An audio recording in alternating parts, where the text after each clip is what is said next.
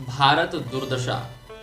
जी हाँ साथियों, आज मैं प्रस्तुत हूँ हिंदी के आधुनिक साहित्य के आधुनिक काल के जनक एवं हिंदी गद्य साहित्य के सूत्रधार भारतेंदु हरिश्चंद्र जी की जो नाटक है भारत दुर्दशा, उसको लेकर प्रस्तुत हूँ। भारत दुर्दशा जो कि दिल्ली विश्वविद्यालय के तृतीय सेमेस्टर के पाठ्यक्रम में भी शामिल है एवं अन्य जितने भी विश्वविद्यालय हैं, या अगर नाटक के इतिहास को हम जानना चाहते हैं तो यह जो पुस्तक है भारत दुर्दशा, यह एक मील की पत्थर के रूप में साबित होती है। तो आज हम जानेंगे भारत दुर्दशा के विभिन्न अंकों के बारे में, इसके पात्रों के बारे में एवं इसके माध्यम से भारतेंदु हरिश्चंद्र जी क्या शिक्षा प्रदान करना चाह रहे थे, या जो राज्य भक्ति और देशभक्ति के बीच में जो उनका जो अंतर्द्वंद था, लेकिन उस अंतर्द्वंद के बावजूद भी वह सामाजिक विषमताओं को जो चित्रित कर रहे थे, उसको उकेर पा रहे थे, उसी का इस पूरे पुस्तक में वर्णन किया गया है। भारतेंदु हरिश्चंद्र कृत भारत दुर्दशा, मूल नाटक, समीक्षा एवं व्याख्या। तो इसमें यह नाटक जो है, जैसा कि आप सभी जानते हैं कि 6 अंकों में बटा हुआ है, और नाटक जिसमें मंगलाचरण से यह प्रारंभ होता है, जिसमें है, आज हम इसमें प्रमुख बिंदुओं के बारे में भी जानेंगे एवं प्रत्येक जो अंक है उसकी व्याख्या को जानेंगे और इसके समीक्षात्मक विवेचन को भी हम जानने का प्रयास करेंगे। यह जो पुस्तक है कला मंदिर से प्रकाशित है। अब जैसा कि जानते हैं कि किसी भी जो रचनाकार होता है उसके मृत्यु के लगभग भारत में 60 या 62 साल तक कॉपीराइट लगा रहता है, तो उसके बाद से कोई भी प्रकाशन जो है वह इसे छाप सकता है, बेच सकता है और क्रय कर सकता है। तो यह जो है कला मंदिर से प्रकाशित है और जो कि नई दिल्ली में है। आप इसे पढ़ भी सकते हैं मूल रूप में भी, अन्य प्रकाशनों से, राजकमल से, अलग अलग प्रकाशनों से। तो इस नाटक में देखेंगे कि उस समय किस प्रकार से प्रथम स्वतंत्रता संग्राम का जो समय था। आप सभी जानते हैं कि हिंदी साहित्य के आधुनिक इतिहास में अगर हम देखें तो वर्ष 1850 ईस्वी के जो बाद का समय है, 1850 से लेकर 1900 तक का समय, इस संपूर्ण कालखंड को ही हम भारतेंदु युग के रूप में जानते हैं। भारतेंदु युग जिनका जन्म तो 1850 में हुआ और मात्र 35 वर्ष की वय में वे इस दुनिया से चले गए, और लेकिन उन्होंने इसके पीछे इस कम उम्र में ही उन्होंने जितने प्रकार से हिंदी साहित्य को समृद्ध किया, अनेक विधाओं में, चाहे वह नाटक हो, निबंध हो या कहानी की विधा हो, न सिर्फ उसमें रचना किया अपितु अपने समय के जो समकालीन लेखकों एवं कवियों को मार्गदर्शन भी प्रदान करते हैं। मार्गदर्शन प्रदान करके वे भारतेंदु मंडल की स्थापना भी करते, जिसमें प्रताप नारायण मिश्र हो गए, बद्री नारायण चौधरी प्रेमगन हो गए, बालकृष्ण भट्ट हो गए, इत्यादि रचनाकार जो हैं वह उसमें सम्मिलित होते हैं और विभिन्न प्रकार के उनके दिशा निर्देशन में यह आधुनिक नवजागरण की धारा को संचालित करते हैं, जिसमें गद्य का भी प्रारंभ होता है। गद्य के प्रारंभ से भी साथ ही साथ जो दरबारीपन जो कविताओं में आ गई थी उससे बाहर निकालते हुए ब्रज भाषा से खड़ी बोली हिंदी के रूप में वह आगे बढ़ाते हैं। यद्यपि प्रारंभ में वे भी ब्रज भाषा में ही लिखते चले गए, लेकिन कुछ कविताओं को जो है वे खड़ी बोली के रूप में भी प्रतिष्ठित किया था। और आधुनिक गद्य की जो विधा है, चाहे वह उपन्यास का जो प्रारंभिक काल उस समय भी हो रहा था, जैसे चंद्रकांता का प्रकाशन भी, भाग्यवती, परीक्षा गुरु, ये सभी आधुनिक उपन्यास जो है रचे जा रहे थे। यद्यपि इस समय के उपन्यासों में जो है, इस समय के जितने भी उपन्यास हैं, उन उपन्यासों में जो आदर्शवादिता की भावना, शिक्षा की भावना, आदर्शवाद की भावना ज़्यादा थी, इतिवृत्तात्मकता की भावना भी उसमें सम्मिलित है। तो फिर धीरे धीरे जैसे जैसे कालखंड का विकास होते जाता है, नाटकों में भी अनेक प्रकार के परिवर्तन आते हैं और नाटक सिर्फ लिखे जाने तक नहीं अपितु वे संचालित करने तक, मंच तक भी वो आते गए दृश्य श्रव्य माध्यम के रूप में। आपने पढ़ा होगा इनकी एकांकी जो है अंधेर नगरी। तो अंधेर नगरी का प्रसंग हम जानते हैं, अंधेर नगरी चौपट राजा, टके सिर भाजी टके सिर खाजा, जिसमें वे इस प्रकार से देश की जो दुर्व्यवस्था है उसको अंधेर नगरी नाम से सूचित करते हैं कि चारों तरफ इसमें किस प्रकार से अव्यवस्था और कुव्यवस्था फैली हुई है, जिसमें एक साधु जो होते हैं उनका दास जो होता है वो इस नगरी में जाता है, लेकिन जब बाद में एक दीवार गिर जाती है, दीवार से बकरी का जो मकड़ी मर जाती है, तो उसके बाद से कैसे कैसे चलता है कि फांसी जो है गले के मुताबिक उसका भिस्ती का नहीं हो पा रहा था, तो अंत में जा करके कहा गया कि इस फांसी के मुताबिक जो व्यक्ति इसमें है और इस राज्य में उसको पकड़कर फांसी पे लटका दिया, क्योंकि सजा तो किसी को देनी है। तो उस राज्य में सजा के लिए फांसी की लंबाई को घटाया बढ़ाया नहीं जा सकता है, उस लंबाई के अनुसार किसी व्यक्ति को ढूंढ करके इसको सजा दे देना है। तो इस प्रकार का प्रसंग इसमें चलता है और अंत में वो जब संकट के समय में बोलते हैं कि बेटा मैं जा रहा हूँ, लेकिन जब कुछ संकट हो तो मुझे याद करना। तो जब ये प्रसंग आता है तो ये याद करते हैं, फिर उधर आते हैं और जब आते हैं तो कहते हैं कि यह समय जो है मृत्यु का सबसे जो एकदम मुहूर्त में इसमें है, अगर जो भी व्यक्ति इस समय मरता है तो सीधे स्वर्ग की प्राप्ति करेगा। तो ऐसा बात सुनना था कि राजा बोला कि नहीं, स्वर्ग तो मैं जाऊंगा, ये नहीं जाएगा। तो बाद में सभी लोग मिलकर, पहले तो उसमें राजा सैनिक में चारों तरफ में ये सब होते रहता है, फिर अंत में जाकर राजा को ही फांसी पर लटका दिया जाता है और उस राज्य को इससे मुक्ति मिल जाती है, अंधेरपन होता है उस राज्य में उन सब चीज़ों से। तो यह देख सकते हैं कि इस प्रकार से उस समय की सामाजिक जो विषमताओं को, जो शासन की बर्बरताओं को जो उन्होंने रेखांकित किया इस नाटक में। तो बनारस के जो प्रसिद्ध साहित्यिक मंडल का उन्होंने संचालन भी किया और अपनी रचनाधर्मिता से एक नए नवजागरण का बोध प्राप्त करवाया और आगे के साहित्य के लिए भी एक आधारशिला, एक नींव तैयार कर दी। तो अब हम भारत दुर्दशा के मूल में मंगलाचरण देखेंगे, उसके बाद प्रत्येक अंकों की व्याख्या करते जाएंगे, उसकी समीक्षा भी देखेंगे। वे लिखते हैं, जय सतयुग थापन करण नासन मलेक्ष आचार, कठिन धार तरवार कर्ण कृष्ण कल की अवतार। पहला अंक, उस समय भाषा जो हिंदी भाषा है वो खड़ी बोली का जो विकासहीन हो रहा था, तो पहला को पहिला के रूप में पहला अंक स्थान विधि। एक योगी आता है लावनी, लावनी जो है गीत का जो छंद है या प्रकार है, उसमें वे गाते हैं, रोवहु सब मिली के आवहु भारत भाई, हा हा भारत दुर्दशा, हा हा भारत दुर्दशा न देखी जाई।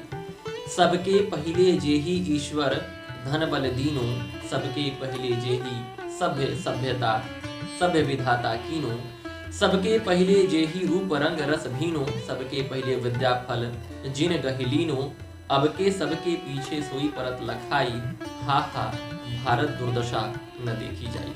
यानी भारत की विरासत एवं संस्कृति पर गर्व करते हुए कहते हैं कि जो जहाँ पे सबसे पहले ईश्वर ने धन बल से यहाँ पे संपन्न किया, जहाँ पे सभ्यता संस्कृति पनपी, रूप रंग वेश भाषा की विविधता थी, और वहीं की स्थिति जो है जहाँ पे विद्या फल का, विद्या जो उसका प्रसार किस प्रकार से था, ज्ञान संपदा में, ज्ञान विज्ञान अनुसंधान में, उन सब चीज़ों का जिक्र करते हुए और ब्रिटिश कालीन समाज की जो उस समय स्थिति थी भारत की, उसका जिक्र करते हुए तुलना करते हैं कि हम क्या थे और क्या अभी हो गए हैं।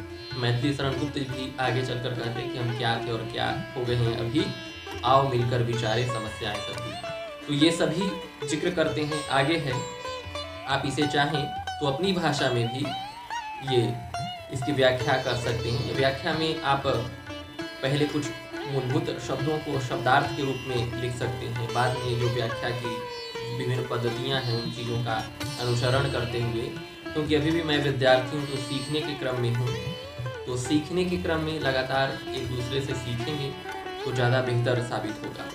तो इसी क्रम में फिर व्याख्या कर सकते हैं, प्रसंग कहाँ से लिया गया है, प्रसंग के बाद इसमें जो मूल तत्व है उन सब चीज़ों का समावेश करते हुए, फिर उसके बाद में अंत में जब हम लिखेंगे उसकी भाषा कैसी है, शिल्प कैसा है, संवेदना कैसी है, इन सब चीज़ों का वर्णन करेंगे और वर्णन करके अंत में विशेष में इसकी भाषा, अलंकार, प्रधान, ये सब चीज़ों को भी अंत में हम जिक्र करते हुए आगे बढ़ेंगे। तो ये इससे नाटक का प्रारंभ होता है। चूँकि नाटक आप पढ़ लेंगे, हम इसकी प्रमुख व्याख्या को देखने का प्रयास करेंगे, कुछ प्रत्येक अंकों के बारे में जानने का प्रयास करेंगे, इसमें वास्तव में कहा गया क्या है और कहने का भाव जो है, कथोपकथन है, संवाद शैली है, इन सब चीज़ों के बारे में भी हम जानने का प्रयास करेंगे। तात्विक समीक्षा भी देखेंगे। भारत दुर्दशा का कथासार एक हम जानने का प्रयास करते हैं शॉर्ट फॉर्म में, यानी देखते हैं कि कैसा इसका सार संक्षेप क्या है कथा का। तो देखेंगे भारतेंदु जी द्वारा विरचित नाटक भारत दुर्दशा की कथा वस्तु अत्यंत सरल, रोचक, सफल और आकर्षक है। संस्कृत नाटक परंपरा के अनुसार भारतेंदु जी ने मंगलाचरण में आधार का नाश करने वाले, सतयुग के समान देश में सुशासन स्थापित करने वाले कृष्ण कल्कि अवतार की स्तुति भी की है, जो अपनी तलवार की कठिन धार से भारत से अज्ञान रूपी अंधकार को समाप्त कर देश में खुशहाली लाएंगे। जय सतयुग यापन करण, नासन मलेच्छ आचार, कठिन धार तरवार कर, कृष्ण कल्कि अवतार। पहला अंक में, नाटक का पहला अंक जैसा कि हमने देखा कि कैसे योगी आता है, इसमें विभिन्न प्रकार के पात्र जैसे योगी, आलस्य, इस प्रकार अंग्रेजी के भी पात्र, डिसलॉयल्टी, ये सब पात्र हैं। भारत दुर्देव, भारत भाग्य, भारत माता का भी एक चित्र आता है। तो उन सब चीज़ों के माध्यम से व्यक्त करते हैं कि कैसे कैसे भारत की जो दुर्दशा है वर्तमान समय में हो रही है, इन सब चीज़ों के बारे में वो लोग जो हैं व्यक्त करते हैं अपने अपने पात्रों के माध्यम से। नाटक का पहला अंक प्रारंभ होते ही देशाटन पर निकला एक योगी भारत के विगत वैभव, उसकी सुख समृद्धि और महानता तथा भारत की दुर्दशा पर गलदास्त्रु बहाता हुआ लावणी गाता हुआ नजर आता है। उसके गीत में भारत के प्रति व्याकुलता और संवेदना है। योगी बताता है कि पारस्परिक फूट, द्वेष भाव, ऊंच नीच और अज्ञानता के कारण भारत का पतन हुआ है। अंग्रेजी शासन में यद्यपि सुख साधन उपलब्ध है, किंतु आर्थिक दृष्टि से उन्होंने देश को इतना जर्जर कर दिया है कि अब अपने पांव पर खड़ा होना उसके लिए मुश्किल है। जैसा कि हमने चर्चा की, एक तरफ विदेशी सामान का आयात कर सारा धन इंग्लैंड पहुंच रहा है और दूसरी ओर उन्होंने महंगाई तथा टैक्स आदि द्वारा देश की आर्थिक अवस्था को ही चरमरा दिया है। यानी किस प्रकार से जब भारतीय वस्तु विदेश में जाते थे, यानी ब्रिटेन में, तो वहाँ पे भारी मात्रा में टैक्स लगा दी जाती थी, जिसके कारण से भारतीय सामानों की कीमत ज़्यादा हो जाती थी और वहाँ कोई खरीद नहीं सकते थे। और वहाँ के संसाधनों से, यहाँ के संसाधनों से बने हुए वहाँ के फैक्ट्रियों में सामान, यहाँ पर जो टैक्स है, टैरिफ जो है, जो आयात शुल्क है, वह बिल्कुल समाप्त करके या बहुत कम करके लगाया जाता है, जिसके कारण से वो सस्ती वस्तुएं प्रायः होती थी, जिसके कारण से भारतीय उद्योगों का जो है पूरी तरह से नाश हुआ। चाहे वो वस्त्र उद्योग की बात करें, हस्तशिल्प उद्योग की बात करें, या इसके अलावा भी जितने भी उद्योग धंधे हैं, कृषि की बात करें, इन सभी का नकदी फसलों के कारण से जो है ह्रास होता है। तो इन्हीं सब का वो जिक्र करते हुए आगे बढ़ते हैं। उसके बाद आगे लिखते हैं कि भारत की धन संपदा विदेश में जाते रहने के कारण यहाँ तबाही और बर्बादी हो रही है। भारत की यह दुर्दशा जो है वह देखी नहीं जा रही है। दूसरा अंक में लिखते हैं, नाटक का दूसरा अंक शमशान के स्थान से शुरू होता है। शमशान में एक टूटा फूटा मंदिर है। इस स्थान पर कौवा, कूता और सियार घूम रहे हैं। मंच पर पुरुष पात्र के रूप में कपड़े, फटेहाल, शिथिल अंग, जीर्ण शीर्ण लकड़ी के सहारे चलता हुआ अर्ध मुकुटधारी भारत प्रवेश करता है। इस अंक में निर्लज्जता और आशा दो पात्र और दिखाई देते हैं। ये स्त्री पात्र हैं। वह भारत के गौरवपूर्ण अतीत को जहाँ स्मरण करता है, वहीं देशघाती जयचंद्र को भी कोसता है, जो विदेशियों को आमंत्रित कर देश को दासता के चंगुल में फंसा देता है। इसके साथ ही भारत को महारानी विक्टोरिया के वो आश्वासन याद आते हैं जो भारत का शासन सूत्र संभालते हुए उसने अपने घोषणा में किए थे। यानी देखते हैं कि 1858 में जब 57 का विद्रोह हुआ तो महारानी विक्टोरिया का पूरा वर्चस्व जो हो जाता है भारतीय शासन पद्धति पर, अंग्रेज जो कंपनी की सरकार को हटा करके। यानी ब्रिटिश क्राउन के, ब्रिटिश जो प्रिंस है, ताज है, उसके अंतर्गत भारत का जो शासन है वह आ जाता है। तो वही इसी के बारे में जिक्र करते हैं। तो एक प्रकार तो राज्य भक्ति की भी बात चल रही है, दूसरा राष्ट्रभक्ति यानी देशभक्ति की बात है। उसके अंतर्द्वंद में वो जिस प्रकार से रचना कर रहे हैं, लिख रहे हैं, वह काफी ही सारगर्भित है। आगे लिखते हैं, निर्लज्जता और आशा के हाथों में पड़ने से यह स्पष्ट हो जाता है कि भारत मरा नहीं है वह, और निर्लज्ज व आशान्वित होकर जी रहा है। आशा कहती है कि उसके रहते कोई मर नहीं सकता, जबकि निर्लज्जता कहती है कि जियोगे तो भीख मांग कर खाओगे।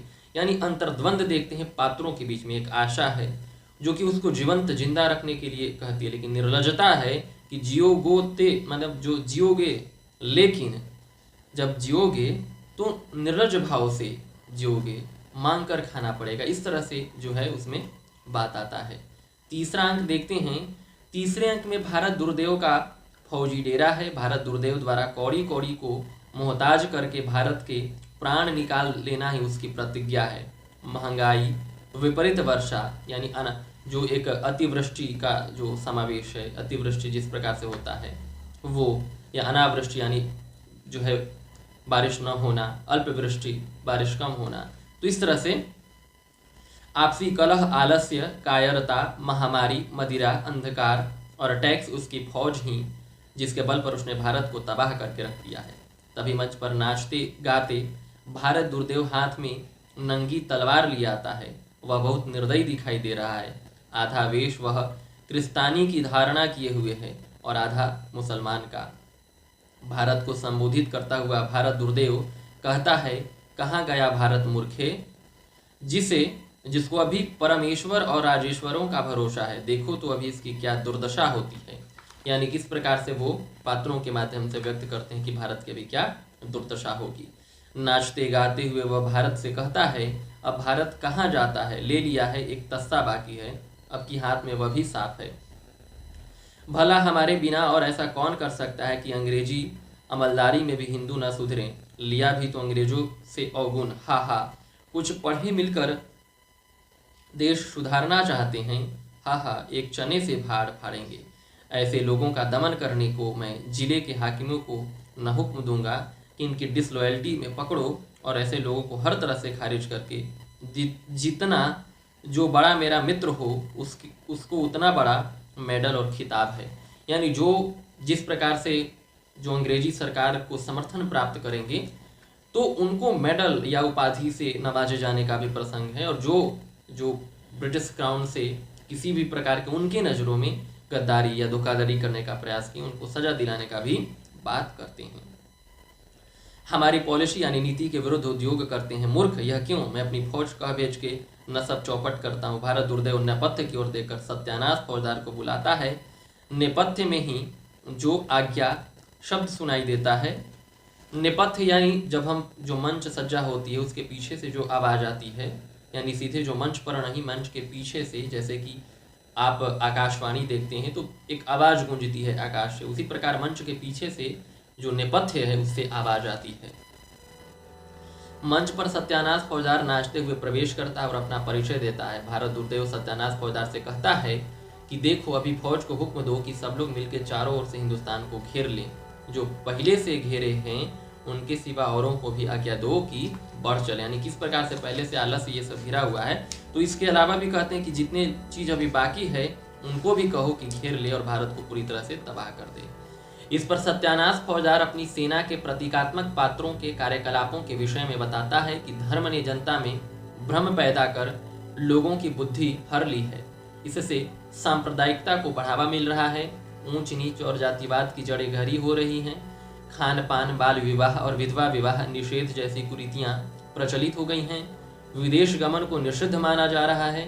अंधविश्वास बढ़ने के कारण बहुदेववाद तथा भूत प्रेतादि की पूजा जो है जोरों पर है।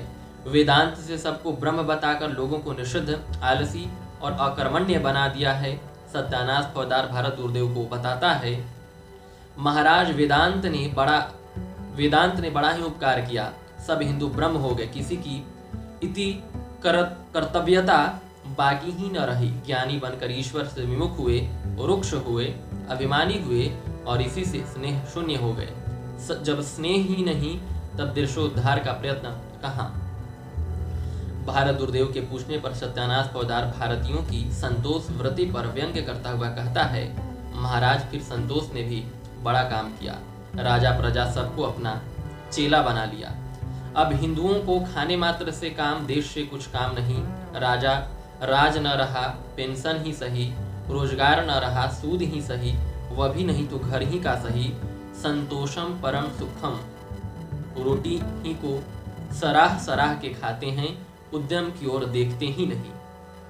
यानी किस प्रकार से जो उस समय जितना संसाधन है उसी में सिमट करके जिस प्रकार से हम लोग हो गए थे उसके बारे में कहते हैं कि संतोषम परम सुखम की धारणा हो गई है। सत्यानाश फौजदार ने भारत दुर्देव को यह भी बताया कि अंग्रेजों द्वारा लाई गई अपव्यय, अदालती बाजी, फैशन, सिफारिश और घूस आदि के व्यापक प्रभाव से भारत की सारी आदर्श नैतिकता आदि की सेना परास्त हो चुकी है, लेकिन संगठन और एकता नामक सेनापति न जाने कहाँ छिपे हैं। भारत दुर्देव सत्यानाश फौजदार से पूछता है, भला भारत का शस्य नामक फौजदार अभी जीता है कि मर गया।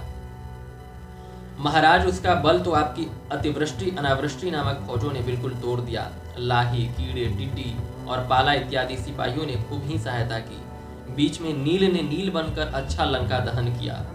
भारत दुर्देव सत्यानाश फौजदार से यह विजय वर्णन सुनकर प्रसन्न होता है, पर वह तो भारत को समूल नाश करने पर तुला हुआ है।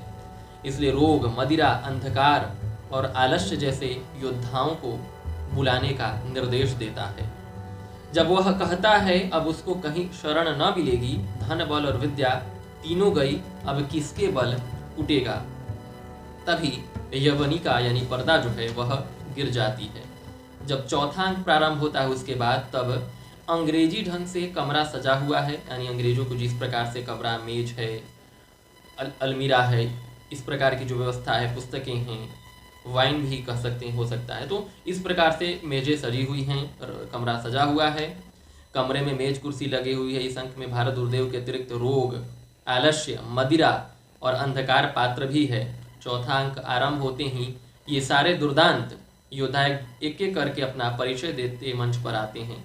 रोग को गर्व इस बात का है कि एक तो भारत पर उसकी सेना का दबाव था ही, उधर अंग्रेज प्रभुओं के आगमन को साथ ही हैजा, विस्फोटक, डेंगू और अपलक्ष्य जैसे दुर्घर्ष सिपाही उसकी सेना में आ गए। यानी किस प्रकार से जैसे अंग्रेजों के आगमन से इसको जोड़ करके कि अंग्रेजों ने बीमारी को लाया, इस प्रकार से डेंगू ये सब चीज़ जो है भारतीयों को उनके वैक्सीन में या मतलब जो सुई थी या दवा है उसमें मिला करके और रोगों को लोग बढ़ाने का काम किए हैं।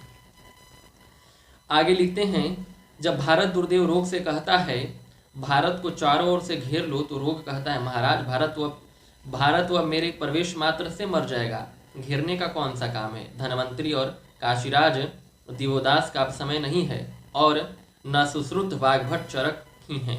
बेदगी अब केवल जीविका के हेतु बची है। काल के बल के औषधों के गुणों और लोगों की प्रवृत्ति भी भेद पड़ गया। बस अब हमें कौन जीतेगा, फिर हम ऐसी सेना भेजेंगे जिनका भारतवासियों ने कभी नाम न सुना होगा, तब भला वे उसका प्रतिकार क्या करेंगे। यानी वे जिक्र करते हैं कि कैसे भारत में जो चिकित्सा की परंपरा थी, आयुर्वेद की परंपरा थी, और हम प्राकृतिक चिकित्सा पर निर्भर रहते थे, तो वो कैसे उसका नाश हो करके हम एलियोपैथी जो है अंग्रेजी दवा है, एलिपैथिक या एलियोपैथिक जो भी हो, उसकी तरफ हम कैसे बढ़ रहे हैं। तो इन सब चीज़ों का भी वे अपने नाटक में जिक्र करते हैं। तो भारतेंदु जी की दूरदर्शिता का यहाँ पे प्रमाण देख सकते हैं कि किस प्रकार से उस अवस्था में भी इस चीज़ को जिक्र करते हैं। और जैसे जैसे भारत को, चाहे वो संसाधनों का लूट हो या भारत की सभ्यतागत जो हानि हो, संस्कृति के आधार पर हानि हो, चिकित्सा पद्धति के आधार पर हानि हो, व्यापार, बाजार, शिक्षा, संस्कृति, इन सभी चीज़ों का, आलस्य, अक्रमण्यता, ये सभी चीज़ों का जिक्र करते हुए आगे इसको अभिव्यक्त करते हैं। उसके बाद में ये लिखते हैं कि इसी प्रकार आलस्य आते ही अपना परिचय देता है और आलसियों की मनोरंजन कहानी सुनाते हुए देता है। उसका सिद्धांत वाक्य अजगर करे न चाकरी वाला है, यानी अजगर करे न चाकरी, और ये जो काम है दास मलुका कह गए सबके दाता राम। अजगर करे न चाकुरी, पंछी करे न काम, चाकरी पंछी करे न काम, और दास मलुका कह गए सबके दाता राम। तो इस प्रकार से सारे चीज़ों को अक्रमण्यता की भावना से भर देते हैं कि काम कुछ नहीं करना है, ऐसे ही सारे चीज़ों की प्राप्ति हो जाएगी। तो इसके प्रति भी वो लोग ध्यान आकृष्ट करते हैं। इन दोनों के बाद भगवान सोम को अपना पिता मानने वाली मदिरा एक नारी के रूप में मंच पर आती है। वह अपना इतिहास सुनाती है और मद्यपान को सर्वोपरि सिद्ध करती है। उसका कहना है कि अंग्रेजों के वर्तमान शासन काल में वह खूब मजे कर रही है और लोग उसकी तरफ विशेष रूप से आकृष्ट होने लगे हैं, क्योंकि वह वर्तमान सभ्यता की सूत्र, आधार और मापदंड बन गई है। समाज में अपना सम्मान बनाए रखने के लिए लोग उसे जीवन का अनिवार्य अंग मानने लगे हैं। मदिरा एक राग काफी गाती है, इसमें धनाश्री राग का मेल भी है। धमार ताल में यह राग निबद्ध है, यानी किस प्रकार से ताल और जो छंद हैं उसमें व्यक्त करते हैं। मदिरा भारत दुर्देव को विश्वास दिलाती है कि हिंदुओं के तो मैं मुद्दत से मुंह लगी हूँ, अब आपकी आज्ञा से और भी अपना जाल फैलाऊंगी और छोटे बड़े सबके गले का हार बन जाऊंगी। यह कहकर मंच से चली जाती है। नाटककार मंच के लिए रंग संकेत देता है कि मदिरा के जाने के बाद रंगशाला के सभी दीप बुझा दिए जाएंगे। इसके बाद अंधकार का प्रवेश होता है।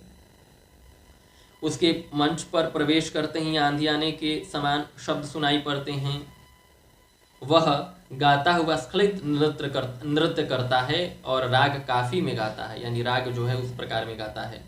अंधकार भारत दुर्देव को बताता है कि हमारा सृष्टि संहार कारक भगवान तमोगुनी से जन्म हुआ है। चोर, उलूक और लपटों के हम एकमात्र जीवन हैं। पर्वतों की गुहा, मूर्खों के मस्तिष्क और खेलों के चित्त में हमारा निवास है। हृदय के और प्रत्यक्ष चारों नेत्र हमारे प्रताप से बेकाम हो जाते हैं। हमारे दो स्वरूप हैं, एक आध्यात्मिक और आधिभौतिक, जो लोक में अज्ञान और अंधकार के नाम से प्रसिद्ध हैं। अंधकार बढ़कर महाराज से आज्ञा मांगता है। भारत दुर्देव अंधकार से कहता है, हाँ तुम हिंदुस्तान में जाओ, और जिसमें हमारा हित हो। भारत दुर्देव की आज्ञा लेकर अंधकार चला जाता है। इस प्रकार भारत दुर्देव अपने इन सब सेनापतियों, सिपाहियों और दोस्तों के साथ संगठनहीनता, अनेकता और क्षत्रियता जैसे गुप्तचरों को भी भारत का विनाश करने के लिए निर्देश देता है। पांचवा अंक है। पांचवें अंक में 7 सदस्यों की कमेटी भारत की दशा सुधारने के लिए विचार विमर्श हेतु बैठी है, जिसमें एक बंगाली, एक महाराष्ट्रीय, एक एडिटर जो हाथ में अखबार लिए है, एक कवि है और 2 देशी महोदय हैं। तो किस प्रकार से देख सकते हैं कि विभिन्न पात्रों के माध्यम से उस चीज को अभिव्यक्त करते हैं। एक सभापति है, सभा में विचार विमर्श शुरू होता है। सभापति खड़े होकर दूसरे सदस्यों से कहता है, आज की कमेटी का मुख्य उद्देश्य यह है कि सुना है कि भारत दुर्देव हम लोगों पर चढ़ाई की है। इस हेतु आप लोगों को उचित है कि मिलकर ऐसा उपाय सोचिए जिससे हम लोग इस आपत्ति से बचें। जहाँ तक हो सके अपने देश की रक्षा करना हम लोगों का मुख्य धर्म होना है। आशा है कि आप सब लोग अपनी अपनी अनुमति प्रकट करेंगे। सभा में मौजूद बंगाली सरकार के आंदोलन की बात करता है। उसका कहना है कि आटे से स्वेज नहर को पाट दिया जाए और बांस से नील की धूल फेंककर अंग्रेजों को आंखों में डाल दी जाए। इस तरह की बातें चलती रहती हैं, जिससे भयभीत होकर वे भारत छोड़कर भाग जाएंगे। हमारे देश में उद्धार नामक एक नाटक बना है, उसमें अंग्रेजों को निकाल देने का जो उपाय लिखा, तो ही हम लोग दुर्देव के वास्ते काहे ना अवलंब करें।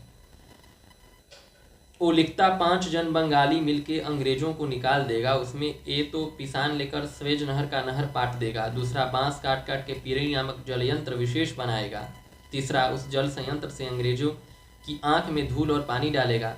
सभा में कवि सभापति को राय देता है कि एक लंबी कनात तान कर अंग्रेजों से कहा जाए कि उधर स्त्रियां हैं, इसलिए वे इधर न आए। इसकी इस हास्यास्पद बात का समर्थन करते हुए बंगाली आशंका प्रकट करता है कि कहीं वे भारी तादाद में फिर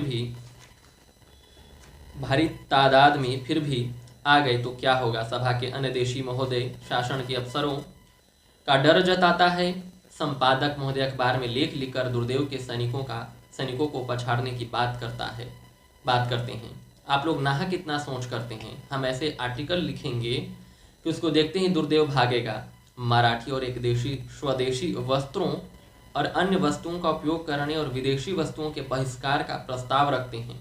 उसी समय डिसलॉयल्टी नाम का पुलिस अफसर सबको राजद्रोह के अपराध में पकड़ने की धमकी देता है।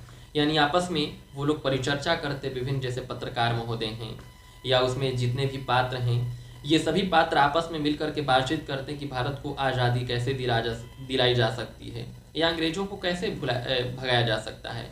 इन सब चीज़ों का उसमें वर्णन करते हैं। तो जब अपराध में करने की धमकी देता है, राजद्रोह में पकड़ने की, यह सुनकर बंगाली और मराठी तो साहसपूर्वक उसके कथन का प्रतिकार करते हैं और नियम कानून की बात करते हैं कि नहीं, इसमें ये बात है, ऐसा कहने की बात करते, प्रतिकार करते हैं। लेकिन दोनों देशी व अध्यक्ष महोदय अत्यधिक घबराए नजर आते हैं। आखिर में बंगाली और महाराष्ट्रीय निडरता से डिसलॉयल्टी के साथ चल देते हैं और बाकी के सदस्य भाग खड़े होते हैं। छठा अंक है। छठे अंक में वन प्रदेश में एक वृक्ष के नीचे भारत अचेत अवस्था में पड़ा है। भारत भाग्य रात चैती गौरों की एक बंदिश गाता हुआ प्रवेश करता है। वह अनेक प्रकार से भारत को जगाने का प्रयत्न करता है परंतु असफल रहता है, अर्थात भारत नहीं उठता। भारत भाग्य उदार होकर भारत के वैभवपूर्ण अतीत का वर्णन करते हुए गीत गाता है। एक समय था जब भारत विश्व शिरोमणि था। उसके ज्ञान, विद्या व बल का विस्तार समस्त संसार में था। उसके भौं हिलाने से भी विश्व कांप उठता था। भारत भाग्य को उठाने का काफी प्रयास करता है। भारत भाग्य भारत के ज्ञान, ऐश्वर्य, उसकी संस्कृति, नगर, नदी, हिमालय, राम, युधिष्ठिर, कृष्ण, अर्जुन, कर्ण, भीम, यानी जितने भी पात्र हैं, इन पात्रों का वर्णन करते हैं कि कैसे भारत में पात्र हैं। तो जैसे दिनकर भी कहते हैं कि शार्दुल बोल, तो इस तरह से वे भी ये इस चीज़ को व्यक्त करते हैं कि कैसे जो है ये सारे चीज़ें आती हैं।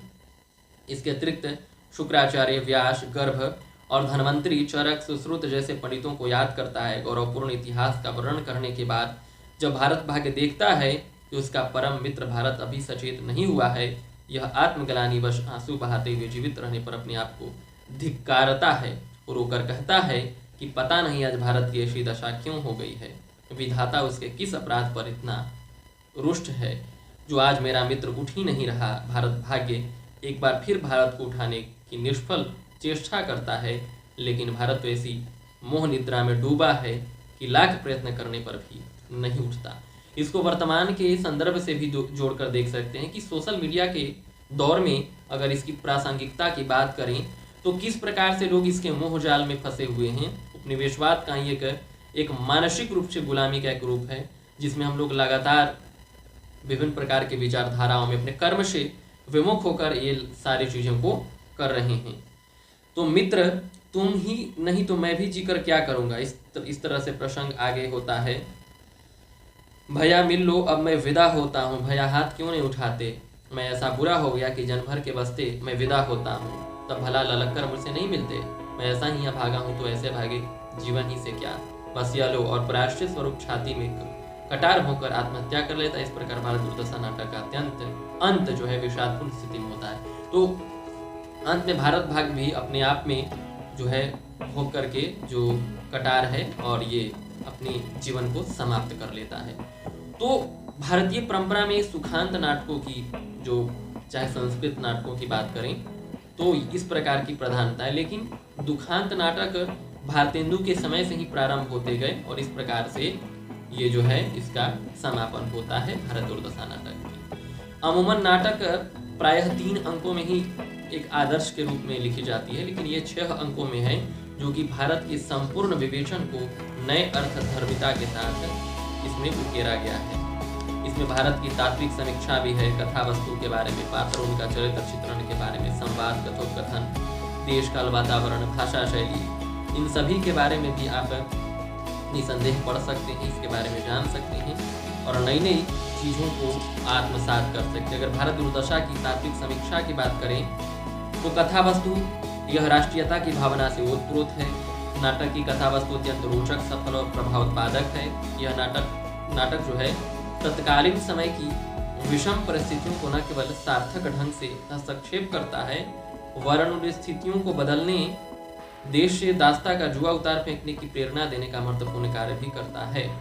19वीं सदी में जो आंग्ल शासन है उन सभी की विशेषता भी प्रकट करता है। अगर पात्र और उनका चरित्र चित्रण करें तो किसी भी नाटक में पात्रों और उनके चरित्रों का चित्रण महत्वपूर्ण स्थान होता है। बिना अच्छे पात्रों के नाटक संभव नहीं हो पाता। भारतेंदु के नाटक भारत दुर्दशा के सभी पात्र जैसे भारत दुर्देव, निर्लज्जता, आलस्य, रोग, सत्यानाश, फौजदार आदि सभी भावात्मक हैं उनके प्रतीक भी इस नाटक में सजीव एवं प्राणमय रूप में हमारे सामने प्रस्तुत हुए हैं। इसकी ऐसी ही व्याख्या करनी है।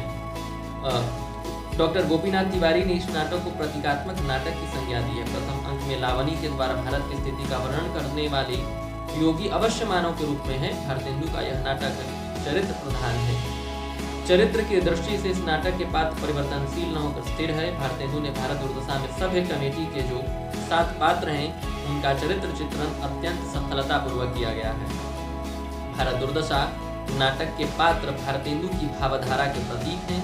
भारतेंदु के समय एक ओर तो भारत के पतन के चित्र चारों ओर दिखाई देते हैं, दूसरी ओर भारत के नवोत्थान की भावना मन में दबाए नवयुवक थे जो भारतीय यहाँ की सभ्यता और संस्कृति में पले थे। वे अत्यंत दुख और निराशा का अनुभव कर रहे थे। भारतेंदु के इस नाटक के पात्र प्रतीक भी कहे जा सकते हैं। इसके अधिकांश पात्रों ने स्वयं अपना परिचय दिया है। अंधकार अपना परिचय इस रूप में प्रस्तुत करता है। हमारा सृष्टि संहार कारक भगवान तमोगुण से जन्मा है। चोर उलूक और लंपटों के हम जीवन हैं। पर्वतों की गुहा, शोकितों के नेत्र, मूर्खों के मस्तिष्क और खलों के चित्त में हमारा निवास है।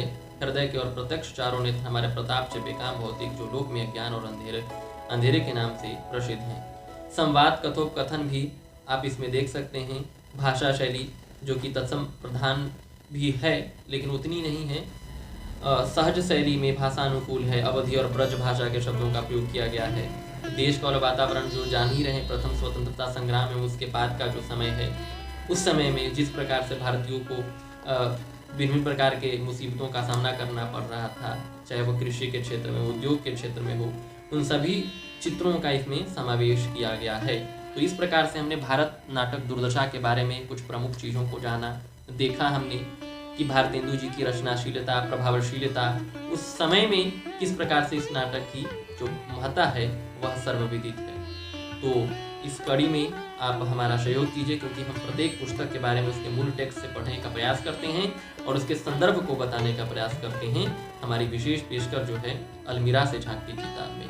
तो आपने पूरे धैर्य के साथ सुना। हमें आशा है कि आपकी परीक्षा में और आपके जीवन में अन्य चीज़ों को समझने में भी यह जो नाटक है और यह जो प्रसंग है वह काफ़ी लाभदायक सिद्ध होगा। अन्य जानकारी के लिए या किसी भी प्रकार के प्रश्न के लिए आप कमेंट बॉक्स आपके लिए खुला है। आप जरूर लिखें और हमें प्रोत्साहित करें।